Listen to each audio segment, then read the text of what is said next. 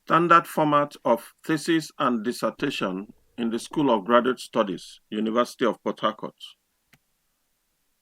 In the School of Graduate Studies, University of Port Harcourt, a student's master's degree research work is called dissertation, whereas the doctoral degree research work is called thesis. The font type for all thesis and dissertation is Times New Roman, and font size is 12 points, just 12 points. The body of the thesis and dissertation should be double line spacing, that is, in the in-text citation. Everything about it should be double line spacing, except in cases where you have tables. Sometimes you may have a very long table. You could make that single line spacing. Now, the abstract should be single line spacing, and the color for binding of the research work is as prescribed in the general prospectus. For instance, we have in the College of Health Sciences, the color for binding of the research work is purple. For the Faculty of Education, the color is blue. For the Faculty of Humanities, it's terracotta. The Faculty of Agriculture, the color is green.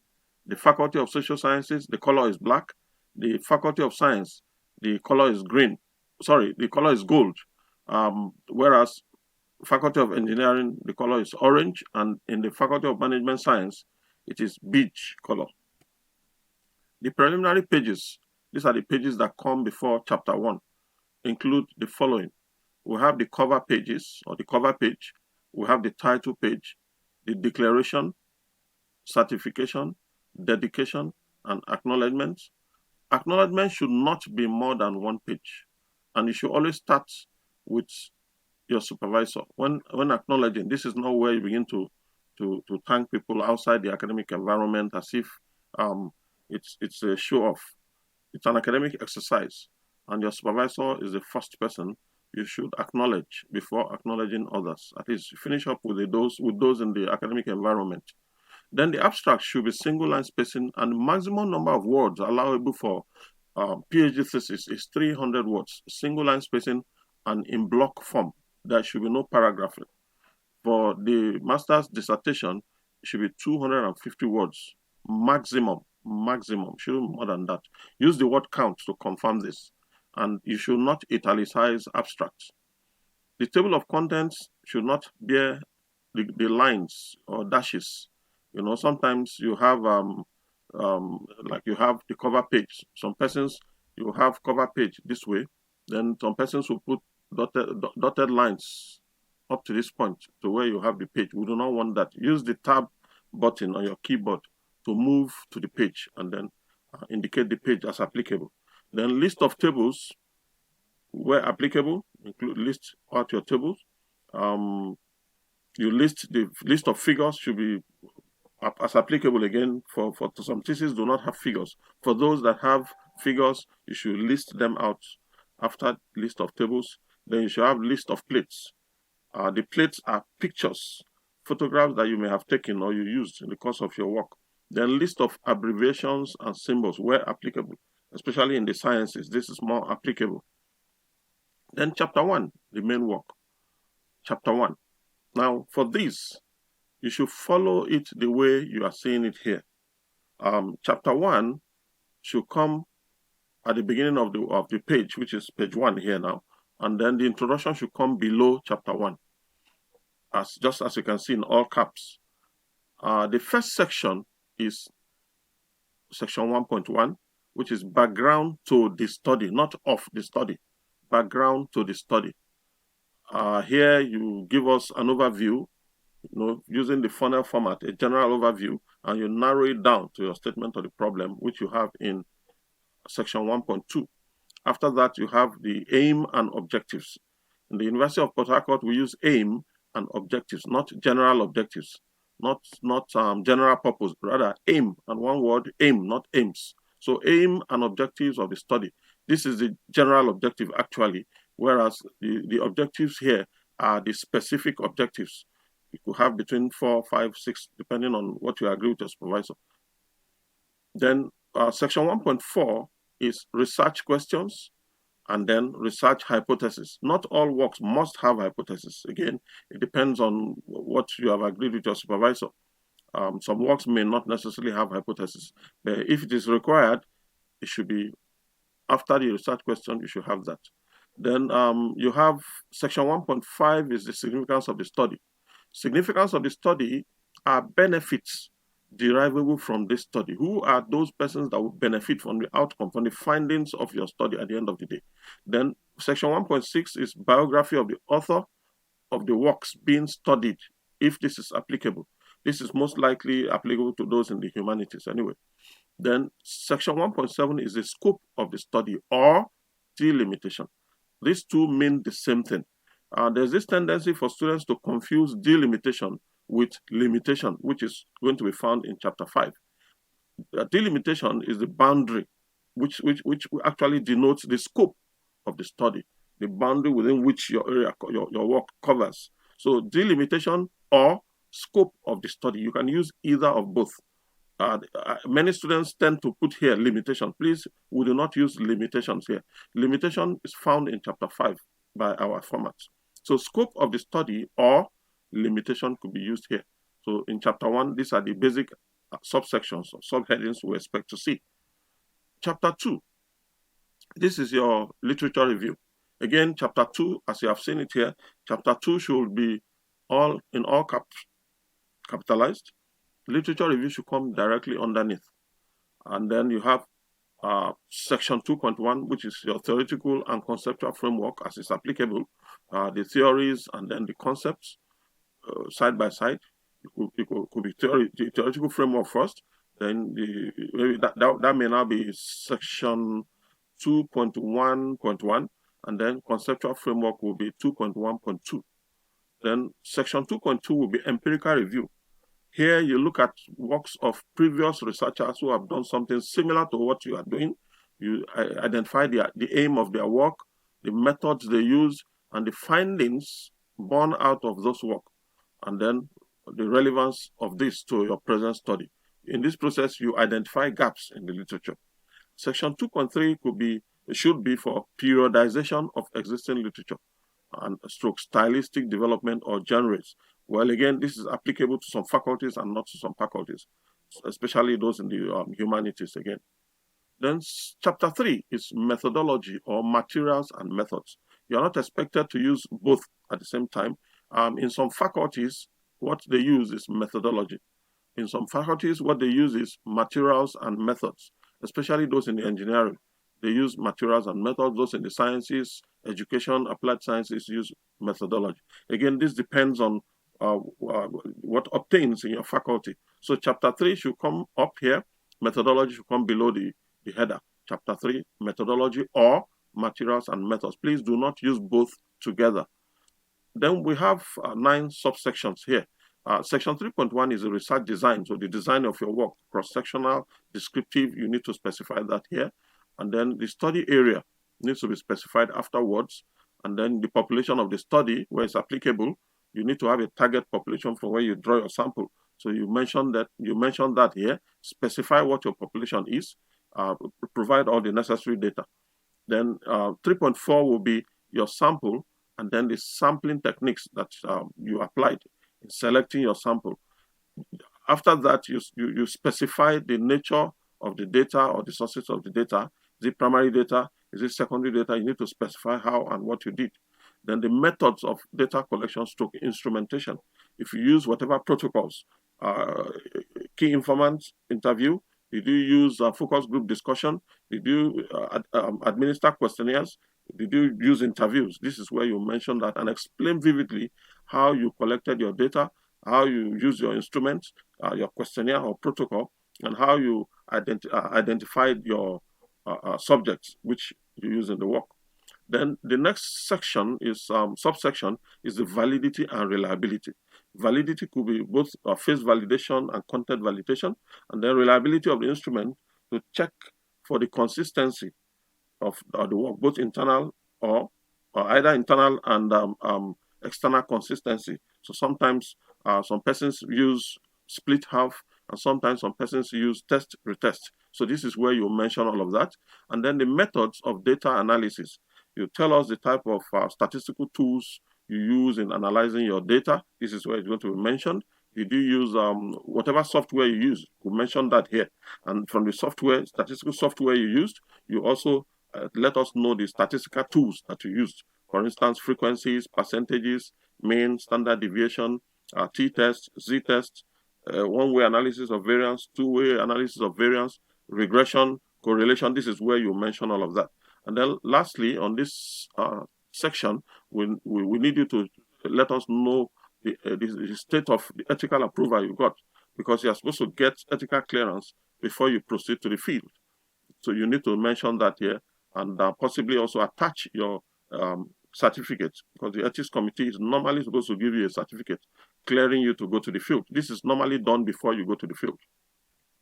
Then chapter 4 is where you have your results and your discussion. This is your work. You take ownership of your work by specifying your results and your discussion. This section is composed of two subsections majorly: the results section and the discussion section. The results section is what you found out from the field. Present them in tables, present them in figures, present them in plates. You could present them in different formats. So specify that. Here you have to address your objectives and your hypotheses and substantiate them with tables, with figures, with plates, with theorems, and then the discussion of findings. Now, one thing I need to make you understand here is that your results section should not be repeated again in the discussion section.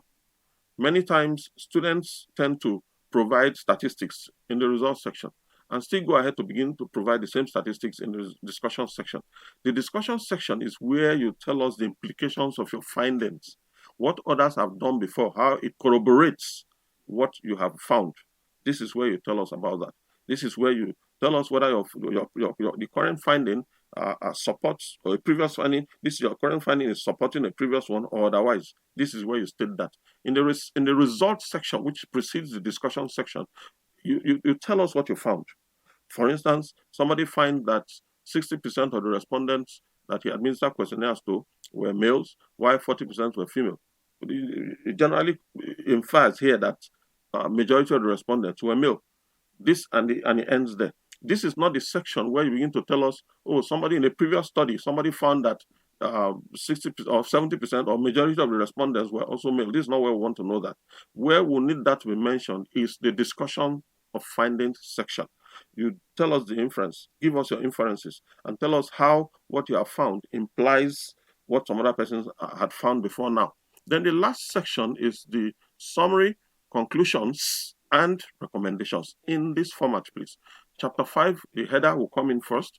Then directly below the header, you have summary, conclusions, and recommendation. So section 5.1 is summary of findings. Summary of findings should be born out of your results. Summary of findings must be born out of your results. This is not where you insinuate. This is where you summarize what you have found from chapter 4. So you give us a summary of what you have found. The next section should be limitations. Students should not confuse delimitations, DE, then limitations, with limitations. Delimitation is scope. Limitations are challenges, problems you may have encountered in the course of collecting your data from the field. So this is where you tell us whatever challenges you experience and all of it. The reason why this should be put here is so that people who want to adapt your methodology may understand that this is what they expect, for them to enable them to do some form of risk and assessment or risk analysis. Now, the next section is the conclusions section. Again, this must be born out of your chapter 4, your results and your discussion. Again, this is not where you begin to insinuate. You don't begin to imply what you did not find. Conclusions must be born out of findings and findings alone. The same thing with recommendations. Do not bring recommendations from the air. Your recommendations must be born from what you found, your findings again. So you can see that there's a close link between your chapter 4 and your chapter 5. So work hand in hand. Chapter 4 and 5 should work hand in hand. And then lastly, contributions to knowledge. What value have you added to the body of knowledge? This is where you mention them. It is not where you begin to go and recount again your findings. What have you added? What new thing have you added to the body of knowledge in the research committee? And the other things you need to note, the references. We actually use the American Psychological Association style this is what students should adopt, because this is what the university uses. And currently, we're using the 7th edition. In your appendices, you should have your instruments, your interview guides, other items that ordinarily should not be in the results section or within the body of the work should come to the appendices. Now, we should note again that the tables in the body of the work in text should be on separate pages and without grid lines, without grid or without lines. The figures again should be on separate pages. Plates should also be on separate pages. Sometimes you may have multiple pages. So you may have multiple tables or multiple figures or multiple plates. I think for that one, it's allowed for you to have multiple tables on a page. But if you have fewer tables, they should stand on their own on a page. You can now you can now discuss the table or present your findings on the subsequent page. That's the format. Then numbering of tables, numbering of figures, numbering of plates and equations should be chapter specific. For instance, in chapter 1, if you have a table in chapter 1, it should be table 1.2, table 1.3, table 1.4, and so on and so forth. If you have a figure in chapter 1, it should be a figure 1. Because that's chapter 1. If the table is in chapter 2, the table should now be table 2 points. If the table is in chapter 3, the table should be table 3 points, table 3.1, 3.2, 3 point, like that. If it's in chapter 4, it should be table 4.1, 4.2, 4.3, and so on and so forth. If it's a figure, the same thing, figure 4.1, 4.2, 4.3. Do not use the conventional Arabic numeral. Like some persons in chapter 4, you see them having table 1, table 2, table 3. No, our format is chapter specific, in line with the tables, in line with the figures, the plates, and also equations. Then pagination. We should use Roman numerals for preliminary pages and Arabic numerals for the rest of the body of the work. So the Roman numerals, you have the small I, for instance, for 1, the II for 2. That's what you should have from the cover page down to the end of the preliminary pages. The beginning of the work, of the main work, of the body of the work is chapter 1. So chapter 1 should have Arabic numeral 1 at the bottom of the page. So the pagination should be bottom centered, not left, not right. The pagination should be at the bottom of the page. Again, for the color, we have mentioned that before, based on the various faculty colors. Now, there is need for research ethics. The university takes research ethics issues very seriously. As soon as your research proposal is approved, this is normally before you go to the field, you should apply for research ethical clearance. So you go to the Research Ethics Committee office, which is on the ground floor of the School of Science Lab building, or former School of Science Lab building, directly opposite the Faculty of Social Sciences. Alternatively, you can go to the university website. That's the easiest thing. We have a downloadable copy there, an MS Word, a Microsoft Word version. So you go to the site, as you can see, you go to www.uniport.edu.ng. I discussed this in a previous video. You can always go to the previous video on ethical clearance, which was presented vividly. Then you search for research proposal for ethics committee. Just where you have the blue section, the blue background, titled Explore. Directly under that, you see it in the next slide that I'm going to show you. Now, when you download the form, you complete them in triplicates. You have to type directly you download them onto your system and type directly into the form, print out 3 copies after filling. It's just a short 3-4 page document. Print them out and then submit to the Secretary Research Ethics Committee for consideration. So this is the where you find it. You can see Explore. Directly under this, towards the end, you see Research Proposals by Ethics Committee. So just double click on this and the form will come out. Save it on your system and then move on. There is also need for you to do anti-plagiarism check. It's always advisable to do a pre-check before you bring your work to the Intellectual Property Transfer Office. So submit your complete thesis and dissertation to your department. This is when you have completed everything. By the time you must have done a departmental defense or a faculty defense, as the case may be.